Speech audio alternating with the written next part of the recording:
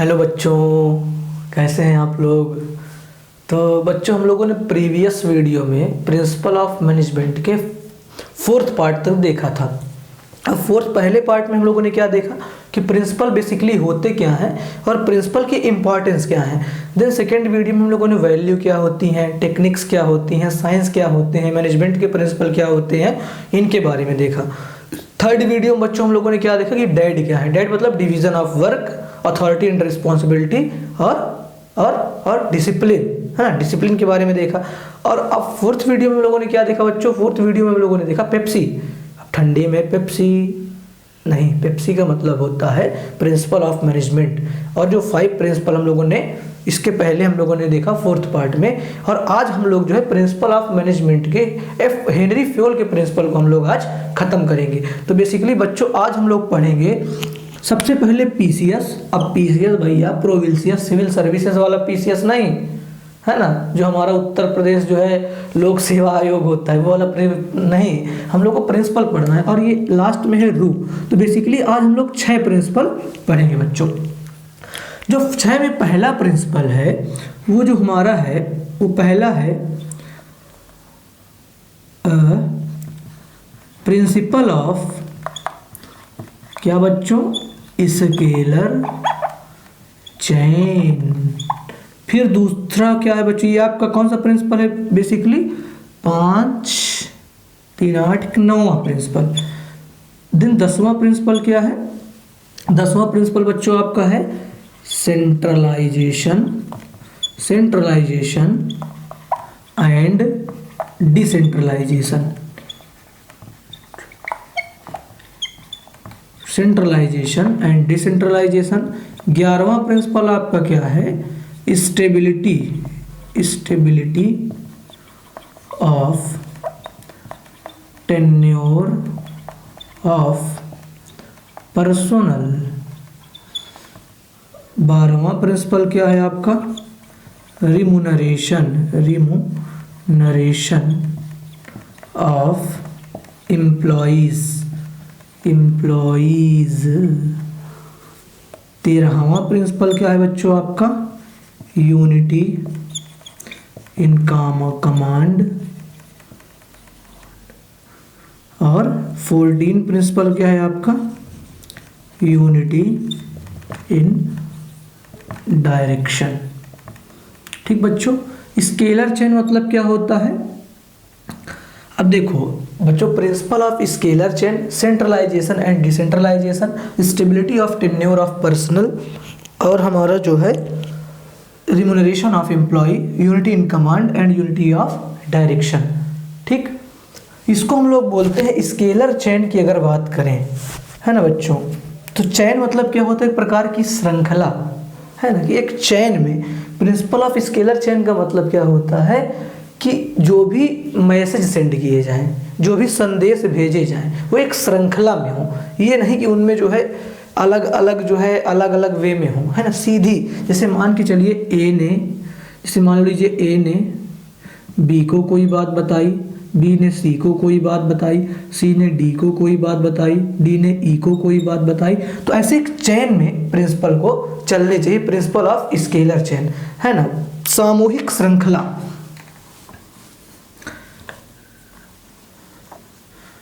सामूहिक श्रृंखला का सिद्धांत, श्रृंखला का सिद्धांत। ठीक बच्चों, तो जो भी बातें हों, जो कम्युनिकेशन होता है ना, वो एक प्रॉपर चेन में होना चाहिए। ये नहीं कि अब कैसे, देखिए अगर हम चेन की बात ना करें तो यहाँ पर मान लीजिए ए है, ए ने बी को बताया, फिर बी ने सी को बताया, फिर सी ने जो है डी को बताया। ऐसे नहीं, कैसे चलना चाहिए बच्चों, ए हो, फिर बी को बताएं, फिर सी को बताएं, फिर डी को बताएं, फिर ई को बताएं। तो ऐसे एक चेन में सारी चीज़ें चलना चाहिए, जो बातें हों एक चेन में बातों को होना चाहिए। तो हमारा होता है principle of scalar chain. Then 10th principle क्या है हमारा, सेंट्रलाइजेशन एंड डिसेंट्रलाइजेशन। मतलब केंद्रीकरण एवं विकेंद्रीकरण।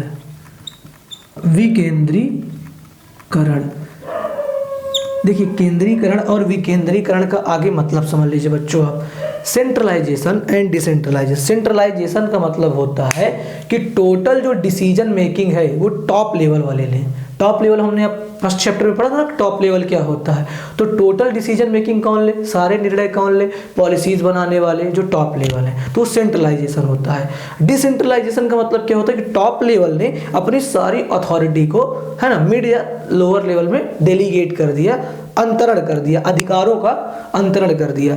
तो सेंट्रलाइजेशन एंड डिसेंट्रलाइजेशन में मतलब क्या है, हेनरी फ्योल जी कह रहे हैं कि ना तो कोई ऑर्गेनाइजेशन टोटली सेंट्रलाइज होना चाहिए और ना तो कोई ऑर्गेनाइजेशन टोटली डिसेंट्रलाइज होना चाहिए। इट मीन्स जो डिसीजन मेकिंग हो वो टॉप लेवल वाले भी लें, मिड लेवल वाले भी लें, लोअर लेवल वाले भी लोग लें। इट मीन्स सबकी कम्युनिकेशन से, सबकी मीटिंग से जो भी डिसीजन लिए जाएं वो सबके आधार पर लिए जाएं। क्योंकि अगर एम्प्लॉय है वो बाहर काम कर रहा है तो एम्प्लॉय अच्छे से जानता है कि बाहर की स्थिति क्या है ना। तो जो डिसीजन मेकिंग किए जाएं वो सबकी राय से, सबके परामर्श से किए जाएं। फिर stability of tenure of personal का मतलब होता है कर्मचारियों का स्थायित्व। कर्मचारियों का स्थायित्व। कर्मचारियों का स्थायित्व का मतलब क्या होता है कि एक ऑर्गेनाइजेशन हो, एक टाइम पीरियड के बाद ही आपके ऑर्गेनाइजेशन से माइग्रेट करे। ये नहीं कि आज एक नया एम्प्लॉय आया फिर वो माइग्रेट करके दूसरे ऑर्गेनाइजेशन चला गया। हर तक समयावधि स्थायित्व रहे। जो कर्मचारी आपके ऑर्गेनाइजेशन में काम करे वो एक लंबी अवधि तक काम करे, बार बार आपके ऑर्गेनाइजेशन कोई एम्प्लॉय छोड़े ना। क्यों? अगर नए नए एम्प्लॉय रोज आएंगे तो हमको रोज एडवर्टाइजमेंट देने पड़ेंगे, उसका खर्चा आएगा, है ना। फिर एक एम्प्लॉय में ट्रस्ट होने में थोड़ा टाइम लगता है। तो अगर कोई एम्प्लॉय आपका ओल्ड एम्प्लॉय है तो उसके ऊपर ट्रस्ट आपका बना रहेगा। तो आप ये देखिए, हेनरी फ्योल कह रहे हैं कि आपके ऑर्गेनाइजेशन में जो भी एम्प्लॉय काम कर रहे हैं वो लंबे टाइम पीरियड तक आपके साथ चले, तो उनको सेटिस्फाइड करना, है ना, वो अच्छे से काम करें, उसका जिम्मा आपका होता है। तो आप देखिए कि आपके जो कर्मचारी हैं, आपके जो एम्प्लॉय हैं वो आपके ऑर्गेनाइजेशन में बने रहें, वो माइग्रेट ना करें। देन जो हमारा 12 प्रिंसिपल है वो बहुत इंपॉर्टेंट है बच्चों, कर्मचारियों का पारिश्रमिक। कर्मचारियों का पारिश्रमिक। पारिश्रमिक देखिए, पारिश्रमिक सब कुछ है। अगर हम बात करें, इसको इंसेंटिव्स भी, कुछ किताबों में इंसेंटिव्स लिखा है, लेकिन हम लोग रिम्यूनरेशन पढ़ते हैं।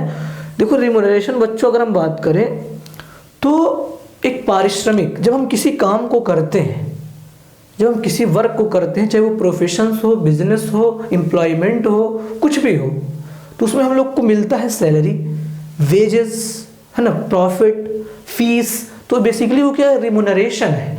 तो बच्चों अगर हमको अपने ऑर्गेनाइजेशन में वास्तव में हम चाहते हैं कि हमारा ऑर्गेनाइजेशन ग्रो करे, हमारा ऑर्गेनाइजेशन आगे जाए, तो हमको अपने कर्मचारियों को रिम्यूनरेशन अच्छा देना चाहिए।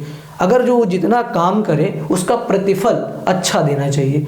अगर उनको अच्छी सैलरी मिलेगी, अच्छा वेजेस मिलेगा, अच्छा परक्विजिट्स मिलेगा, अच्छा कमीशन मिलेगा, है ना, अच्छा बोनस मिलेगा, तो आपके ऑर्गेनाइजेशन को कभी माइग्रेट नहीं करेंगे। अब ये भी नहीं कि रिम्यूनरेशन का मतलब कि सबकी सैलरी बराबर हो, नहीं, सैलरी बराबर नहीं हो, लेकिन जो जितना काम करे, जितने समय घंटे या कार्य घंटे काम करे, उसको उतना प्रॉपर कम से कम वेजेस या सैलरी उसको मिलना चाहिए। अब सैलरी के साथ साथ कभी कभी क्या होता है कि हम लोग कुछ टारगेट्स दे देते हैं कि आप ये काम को इतने समय में करेंगे तो आपको और अधिक पैसा मिलेगा। तो क्या होता है, टारगेट देते हैं। जब टारगेट देते हैं तो एम्प्लॉय और मन लगा के काम करते हैं। तो कुल मिला के इस प्रिंसिपल कहता है कि कुल मिला के उनको अच्छा सैलरी वेजेस दीजिए, जिससे वो आपके ऑर्गेनाइजेशन में अच्छे वे में काम कर सके। ठीक बच्चों, दिन हमारा है यूनिटी इन कमांड। आदेश की एकता, आदेश की एकता होनी चाहिए और निर्देश की एकता, निर्देश की एकता। अब जिस भी ऑर्गेनाइजेशन में आप वर्क कर रहे हैं, है ना, आप ध्यान दीजिए कि आप, अच्छा ये बताइए, अगर हमारे यूपी में 2 ठो चीफ मिनिस्टर बैठ जाएं तो दोनों अलग अलग डिसीजन देंगे, तो जो ऑफिसर्स होंगे वो कंफ्यूज हो जाएंगे किसकी बात माने और किसकी बात ना माने। जैसे एक हिंदी की मुझे याद आती है, एक वो था कि दुसहा दुराज प्रजान को क्यों न बढ़े दुखदंड, अजब मिली शेखर शशि शेखर की यकस किए शेख सतचंद। कि दो राजाओं का शासन हमेशा प्रजा के लिए अहितकारी होता है।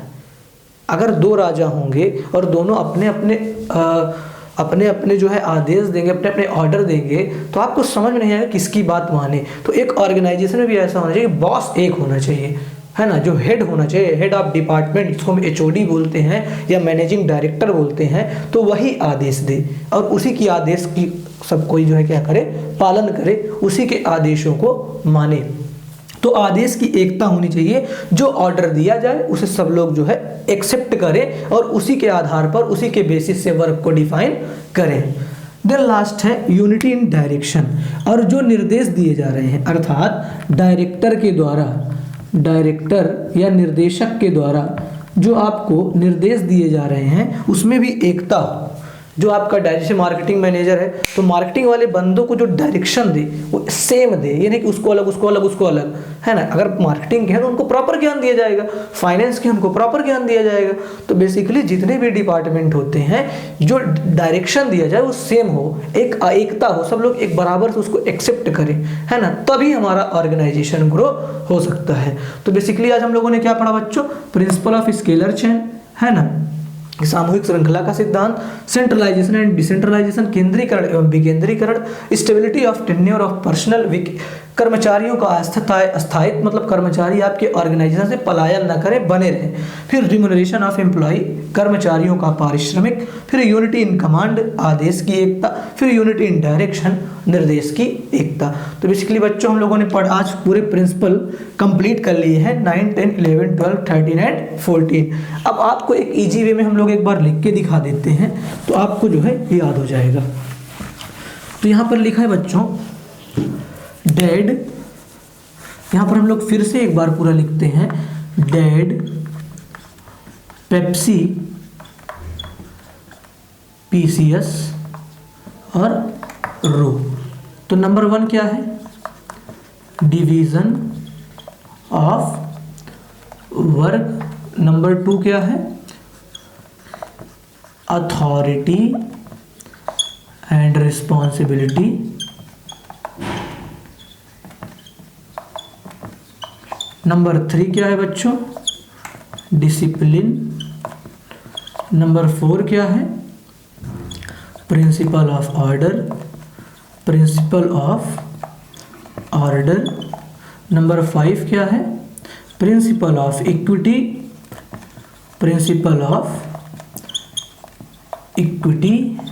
नंबर 6 क्या है बच्चों, subordinate, subordination, interest, not individual interest, not individual interest. फिर 7th क्या है बच्चों, इनिशिएटिव, इनिशिएटिव। ठीक बच्चों। फिर है 8th प्रिंसिपल हमारा क्या है, प्रिंसिपल ऑफ स्केलर चेन। फिर बच्चों क्या है 9th, centralisation, centralisation and decentralisation. फिर हमारा क्या है बच्चों 10th है stability of tenure of personnel, stability of tenure of personnel. फिर हमारा क्या है 11th principle, remuneration, remuneration of employee. फिर है 12 number, unity in command and unity in direction, unity in direction. एक कम कहाँ पड़ रहा है बच्चों, division of work, authority and responsibility, discipline, principle of order. ओ ये हमारा छूट गया बच्चों। 5th क्या है हमारा, स्प्रिट डी क्रॉप्स।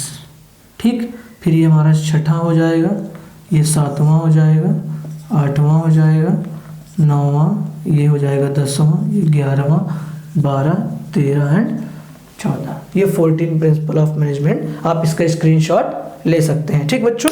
तो आई होप कि आपको वीडियो पसंद आया होगा, और अगर वीडियो पसंद आया है तो आप हमें कमेंट करके ज़रूर बताएं कि वीडियो आपको कैसा लगा। वीडियो को लाइक करिए, और अगर आप चैनल पर नए हैं तो चैनल को सब्सक्राइब जरूर करिए। ठीक है बच्चों, तो आज हमारा जो है हेनरी फ्यूल के 14 प्रिंसिपल ऑफ मैनेजमेंट खत्म हो गए हैं। अब हम कल पढ़ेंगे FW टेलर के साइंटिफिक प्रिंसिपल ऑफ मैनेजमेंट। ठीक बच्चों, तो आज के लिए इतना ही। शुभ रात्रि। अब हम फिर मिलते हैं एक नए जुनून, एक नए उत्साह के साथ। धन्यवाद।